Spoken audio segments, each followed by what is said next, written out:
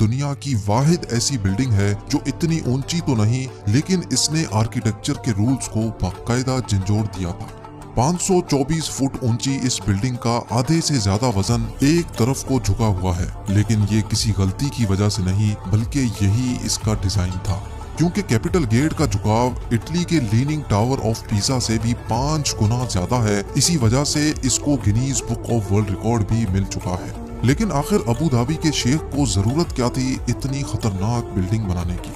असल में दुनिया भर में एक के बाद एक यूनिक स्ट्रक्चर्स बनाने की रेस चली हुई है, जिसमें जीतेगा वही जो सबसे अलग और सबसे मुश्किल तरीन स्ट्रक्चर बनाएगा। इस रेस में हिस्सा लेने के लिए और दुनिया भर से टूरिज्म अट्रैक्ट करने के लिए 2007 में अबू धाबी के खलीफा बिन जायद अल नाह्यान भी मैदान में उतर आए। उनका टारगेट ऊंची तरीन बिल्डिंग बनाने का नहीं बल्कि उनको एक ऐसी बिल्डिंग बनानी थी जिसका डिजाइन देखने दुनिया भर से लोग आए, जिसको बनाने में ज्यादा वक्त भी ना लगे और जो फिजिक्स के लॉज को चैलेंज भी करे। इसी मकसद को पूरा करने के लिए खलीफा ने अपने कजन शेख सुल्तान को अपॉइंट कर दिया।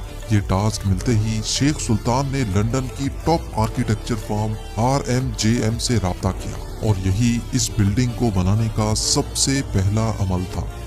कैसे इंजीनियर्स और वर्कर्स ने इस खतरनाक चैलेंज को अंजाम तक पहुंचाया, कैसे इस बिल्डिंग को ठीक 18 डिग्रीज पे टिल्ट किया गया और कैसे लाखों टन वजनी इस झुकाव को गिरने से बचाया गया, ये सब आप जान सकेंगे आज की इस वीडियो में। Challenge number 1। London based architecture firm को जब ये टास्क दिया गया तो यही इनका सबसे बड़ा चैलेंज था। उनको एक ऐसा डिजाइन बनाना था जो उनके ही बनाए गए आर्किटेक्चर रूल्स के खिलाफ हो। आर्किटेक्चर फर्म के कई डिजाइन्स पहले तो रिजेक्ट किए गए, लेकिन फिर इस डिजाइन को बनाने के लिए उन्होंने अबू धाबी के रेगिस्तान में मौजूद खूबसूरत रेत के टीलों और समंदरी लहरों से इंस्पायरेशन ली और अब बारी थी कुदरत के इस खूबसूरत जोड़ को शक्ल देने की। कॉन्सेप्ट आर्किटेक्ट नील वेंडरवीन ने दिन रात एक करके ऐसा डिजाइन पेश किया जिसको समंदरी लहर की शेप दी गई और जिसका बॉटम रेत के टीलों जैसा था। और तो और हर एंगल से देखने पर बिल्डिंग का व्यू बिल्कुल चेंज हो जाता है। Challenge number 2। ये डिजाइन शेख सुल्तान को पसंद तो बहुत आया, लेकिन इसमें एक मसला था। जी हाँ, कैपिटल गेट के डिजाइन को रियलिटी बनाने के लिए एक्स्ट्रा ऑर्डिनरी इंजीनियरिंग चाहिए थी, क्योंकि डिजाइन के हिसाब से बिल्डिंग का टॉप उसके बॉटम से पूरे 108 फीट हटा हुआ था और जिसकी वजह से बेइंतहा फोर्सेस पैदा होंगी जो बिल्डिंग की फाउंडेशन को जमीन से ही उखाड़ देंगी। तो अब कंस्ट्रक्शन टीम के लिए ये चैलेंज था कि उनको एक ऐसी फाउंडेशन तैयार करनी थी जो झुकी हुई साइड के लाखों टन के वजन को आराम से झेल सके। इस चैलेंज को अंजाम तक पहुंचाने के लिए प्रोजेक्ट आर्किटेक्ट टोनी आर्किबोल्ट ने फाउंडेशन बनाने का काम स्टार्ट कर दिया। कैपिटल गेट की फाउंडेशन में 400 कंक्रीट पाइल्स इस्तेमाल करने का फैसला किया गया, यानी इस बिल्डिंग का सारा लोड लोहे के मोटे मोटे पाइप्स और उनके अंदर भरे कंक्रीट पे डाला जाने वाला था। लेकिन ये कोई आम फाउंडेशन नहीं थी। जिस साइड पर बिल्डिंग झुकेगी उसके नीचे फाउंडेशन पर 200 पाइल्स लगाए गए, जबकि दूसरी साइड वाले पाइल्स की लेंथ ज्यादा रखी गई, जिनको जमीन के अंदर ही मौजूद बड़े बड़े पत्थरों में ड्रिल करके अंदर घुसाया गया। इंजीनियर्स का ख्याल था कि इस तरीके से फाउंडेशन का लोड पूरी तरह से डिस्ट्रीब्यूट हो जाएगा। ये तो था फाउंडेशन बनाने का सिर्फ प्लान।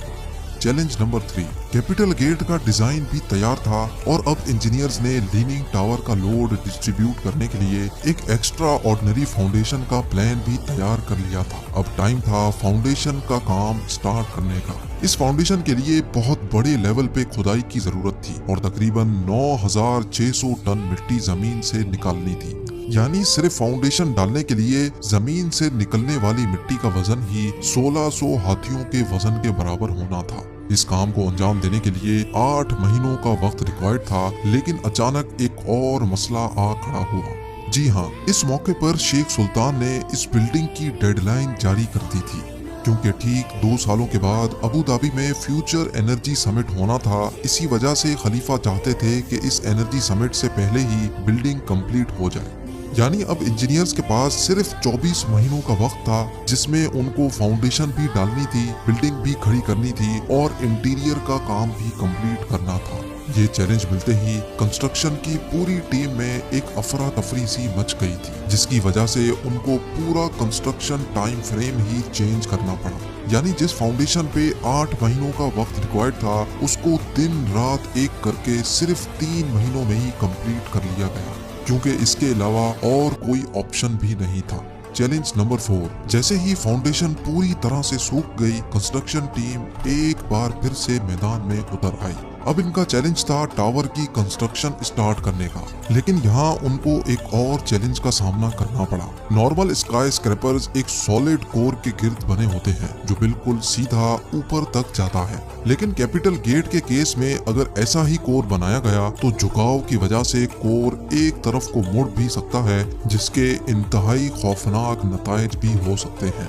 इस मसले से निपटने के लिए इंजीनियर्स को रिवायती सोच से हटकर काम करना था, जिसके लिए ये प्लान किया गया कि कैपिटल गेट का कोर सीधा नहीं बल्कि कर्व बनाया जाएगा और कोर मुकम्मल होने के बाद बिल्डिंग का बकाया हिस्सा इसके इर्द गिर्द फिट किया जाएगा। लिहाजा अब कर्व कोर का काम जल्द अज जल्द स्टार्ट करना था ताकि डेडलाइन से पहले ही काम खत्म हो सके। Challenge number 5। इस खास किस्म के कोर को बनाने के लिए हैरत अंगेज तौर पे 2 करोड़ 15 लाख केजी का स्टील और 3 करोड़ 60 लाख केजी का सीमेंट कंक्रीट इस्तेमाल होना था। लेकिन अब यहाँ एक और मसले ने जन्म दिया। अबू धाबी की कड़कती गर्मी में दिन के टाइम पर पारा 50 डिग्री सेंटीग्रेड तक पहुँच जाता है। अगर कंक्रीट को इस गर्मी में डाला गया तो वक्त से पहले ही वो खुश्क हो जाएगा, जिसकी वजह से कोर में क्रैक्स पड़ने का खदशा था। लिहाजा अब कंस्ट्रक्शन टीम को एक ऐसा सॉल्यूशन सोचना था जिससे कंक्रीट डालते ही खुश्क ना हो। आखिरकार ये सोचा गया कि कंक्रीट बनाते वक्त जो पानी डाला जाएगा वो नॉर्मल टेम्परेचर का नहीं बल्कि ठंडा पानी होगा, और जिस वक्त कंक्रीट डाला जाएगा वो दिन का टाइम नहीं बल्कि रात का समा होगा जब टेम्परेचर 30 डिग्री सेंटीग्रेड तक गिर जाता है। ये काम अंजाम देने के लिए आइस फैक्ट्री से बर्फ मंगाई जाती, जिसको पिघलाकर ठंडे पानी के तौर पे सीमेंट और पत्थरों के साथ मिलाकर कंक्रीट मिक्सचर बनाया जाता था।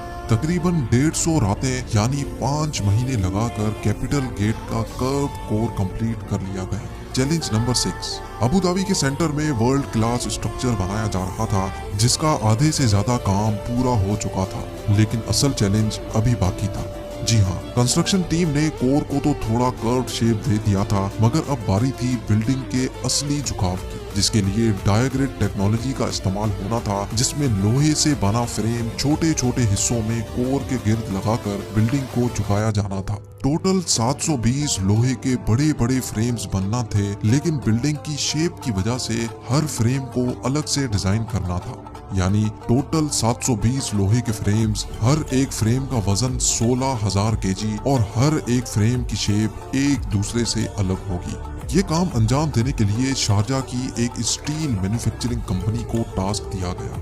क्योंकि हर फ्रेम की शेप एक दूसरे से अलग थी, इसी वजह से पूरे 720 फ्रेम्स कंप्लीट करने में इनको 5 महीनों का वक्त लग गया। Challenge number 7। आखिरकार वर्कर्स की अनथक मेहनत के नतीजे में कैपिटल गेट का डायग्रेड भी कंप्लीट हो गया और साथ साथ विंडो पैनल्स लगने का काम भी चलता रहा। अब बिल्डिंग में सिर्फ छोटे मोटे काम ही बाकी थे, जो शेख सुल्तान की दी गई डेडलाइन से पहले ही कंप्लीट हो जाने थे। बिल्डिंग अब हैंडओवर के बिल्कुल करीब ही थी कि अचानक अबू धाबी के खलीफा के ऑफिस से एक मैसेज आया, जिसमें उन्होंने कैपिटल गेट के टॉप पर एक हेलीपैड की फरमाइश कर दी। ये मैसेज कंस्ट्रक्शन टीम के ऊपर पहाड़ बनकर गिरा, क्योंकि फाउंडेशन से लेकर डायग्रेड तक सब कुछ कंप्लीट हो चुका था और कैपिटल गेट का सारा लोड पहले से कैलकुलेटेड था।